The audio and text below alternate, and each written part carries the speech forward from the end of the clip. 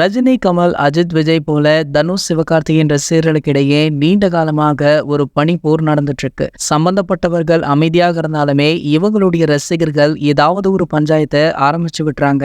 ஆனா இப்போது சிவகார்த்திகேயனே சர்ச்சை கிளப்பும்படியாக ஒரு விஷயத்த சொல்லி இருப்பதுதான் அதிர்வலைகளை ஏற்படுத்தியிருக்கு. இன்று இவருடைய தயாரிப்புல சூரி நடித்துள்ள கொட்டுக்காளி ட்ரெய்லர் வெளியீட்டு விழா நடந்திருக்கு. அதுல பேசிய சிவகார்த்திகேயன், நான் யாருக்கும் வாழ்க்கை கொடுக்கவில்லை, தன்னுடைய நண்பர்களை அறிமுகப்படுத்துவது போலதான் தன்னுடைய படத்துல நடிக்க வைக்கிற, ஏனென்றால் நான் தான் சிவகார்த்திகேயனுக்கு வாழ்க்கை கொடுத்தேன் அப்படின்னு சொல்லி சில பேர் பழகிருக்காங்க. அந்த மாதிரியான நான் கிடையாது, நான் யாரையுமே கண்டுபிடிக்கவும் இல்ல, அடையாளப்படுத்தவும் இல்ல அப்படின்னு சிரித்து கொண்டே பேசியிருக்காரு. இதுதான் தற்போது ஒரு மிகப்பெரிய சர்ச்சையாக வெடித்திருக்கு. காரணம் என்ன அப்படின்னு பாத்தீங்கன்னா, தனுஷால தான் சிவகார்த்திகேயன் இந்த அளவிற்கு வளர்ந்திருக்கிறார் அப்படின்ற ஒரு பேச்சு நெடுங்காலமாகவே இருந்துட்டு இருக்கு. தனுஷ் இப்படி சொல்லவில்லை அப்படின்னாலுமே அவருடைய ரசிகர்களும் சரி, சினிமா விமர்சகர்களுமே சரி, இப்படி ஒரு விஷயத்த அடிக்கடி பதிவு பண்ணுவாங்க.